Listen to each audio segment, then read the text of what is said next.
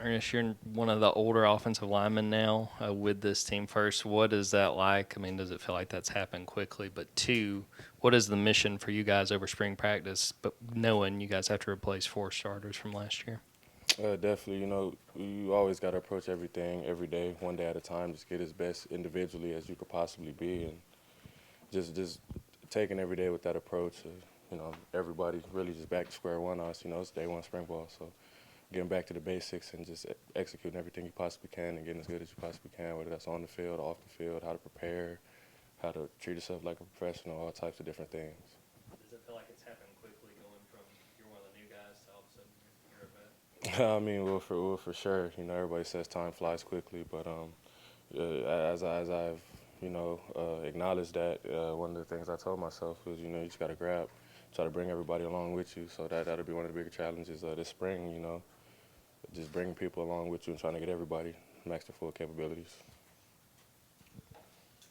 With you guys replacing the four starters, we haven't seen a ton of some of these young guys coming up. Is there any of these younger offensive linemen that have stood out to you? And what is kind of the mentality or the wisdom you're trying to impart on some of these young guys as you try to get them ready to start for you guys this year?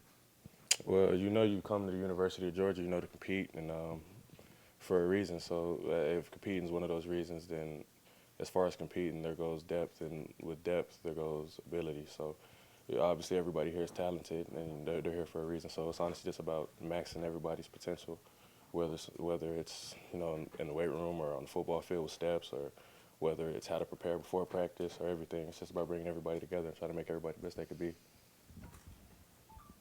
Yeah, as y'all have looked back at last season over the past couple of months, what were some of the main, I guess, issues you saw with the offensive line, and how do you go about fixing those over the next 3 or 4 weeks of spring practice? Well, I'm a firm believer, and you can't really dwell on the past for us to fully be able to live in the future. So I don't see what reassessing anything we did last year would help any of the guys we have moving in the O-line room this year. So, we're really just trying to, like I said, focus on making everybody better. That includes myself, everybody in the room, starting with Coach Searels all the way down. Everybody has to get better and really just try to fulfill their max potentials every day, and that's all you can ask for. Ernest, can you give us some insight into how Coach Searels leads? We had an opportunity to talk to Tate and Xavier at the NFL Combine on Coach, but just from your perspective and the way he works with you guys and what he's able to do to inspire and teach you. Well, yeah. So we start the meeting off every day. We go over 4 things that we call like our personal DNA traits for the offensive line. They're effort, attitude, toughness, and knowing what to do. And we genuinely take pride in, as a room, reflecting those 4 traits because going down to effort, you're giving max effort and everything. That's what you come to do. You can't not give any max effort because then you'll be slacking. And then attitude, you have to have the proper attitude to show up to work every day. No matter how you feel, what's going on outside the white lines, once you're stepping through the white lines, you gotta have the proper attitude to get ready at practice. Toughness embodies the position that we play. You definitely have to be tough to be offensive lineman, so mentally and physically. And knowing what to do is obviously the biggest thing. For step one, you have to know what you're doing before you're able to do anything. So those are 4 traits of the O-line. Ernest, I don't know if you guys do like end of season interviews with just like you and the position coach, but when you look at last season, how do you evaluate your year and heading into this spring? Where do you expect primarily to be working? Everything. I'm a firm believer that nobody's perfect but the man above. So everybody can always get better at everything that they do. So I just try to reflect and look myself in the mirror every day and tell yourself you got to get better in everything, in all aspects of life, on the field, off the field, physically, mentally, everything. How comfortable do you feel switching between both left tackle and right tackle, but also moving potentially down into guard as well? I know you've obviously played primarily as a tackle for Georgia. Versatility is something that stands out next to people's names, so somebody can shout out the versatile, and it's a good sign.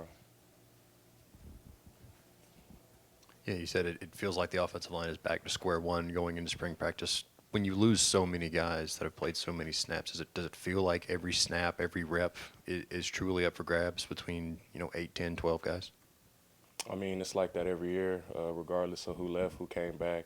You have to show your worth on the field day in and day out. So I wouldn't say anything changed as far as people having to prove themselves at practice.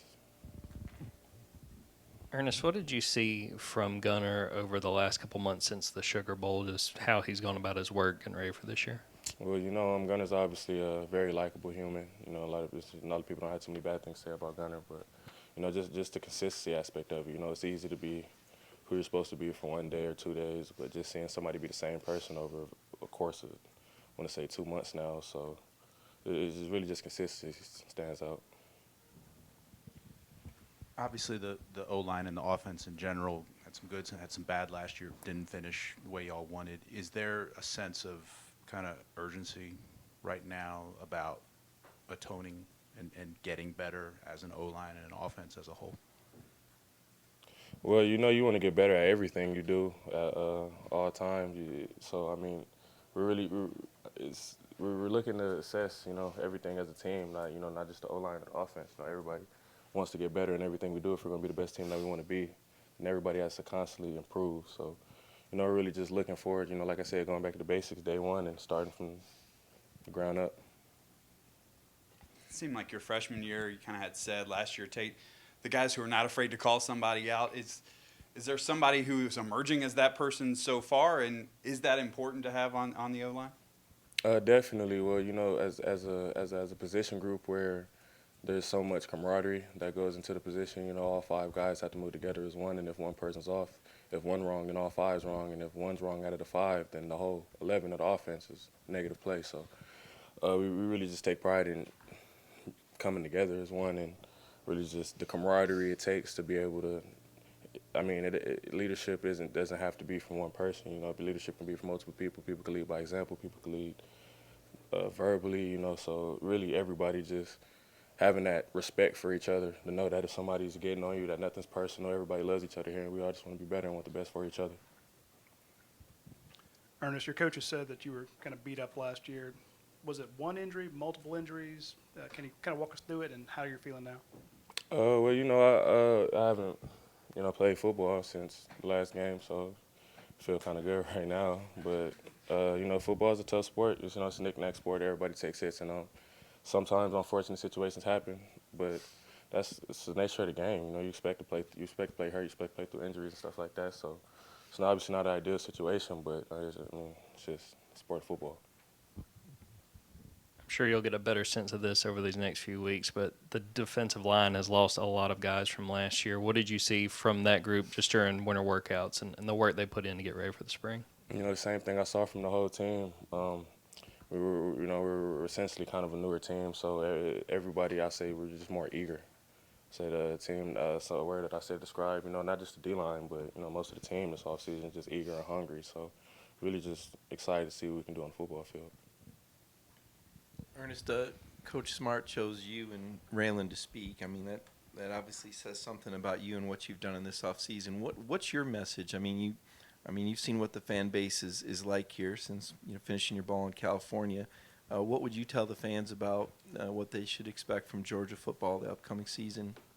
Well, I just want to, first and foremost, we don't really pay attention. We consider that rat poison. We worry about what goes on in the building, honestly. So if we take care of what we take care of in the building, then that's all that really matters. But if I want to have one message to the fans for this year, it'd just be, just thanks for the support. Keep supporting everything, and we gladly appreciate it. Yeah, just in seeing the defensive line, what have you seen out of Elijah Griffin, and what maybe makes him different given the size and speed that he brings as a freshman? Like I said earlier, it's a lot of talented people here. Everybody's talented here, so it's just a matter of, how people are going to work and what he's going to do for these next upcoming practices. So, yeah, really excited to see what he could do. Ernest, Jahzare Jackson has been in the program now for a year after not playing football for a very long time. What would you? How have you seen his progress, first of all, from when he first got here to now, and can he potentially be somebody who can fit into this mix on the offensive line?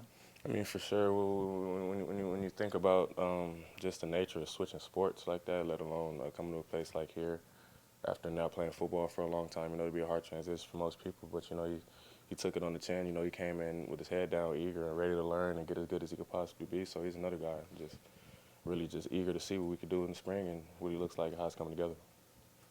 One more question. What have you seen from Daniel Calhoun in his time coming into the program? It's a guy we've heard a lot about, but not really have a chance to put eyes on. Calhoun's a guy that he kind of embraces what we embrace as an O-line. You know, we just come in and, we like to work and keep our head down and get as good as we possibly can. So just having that brotherhood camaraderie with each other and being able to talk to each other how we need to be able to hold each other accountable and get the best out of each other is one thing I'll say Calhoun embodies for sure as far as, just being one of the guys in the O-line room. Thank you, Ernest. Thanks, sir.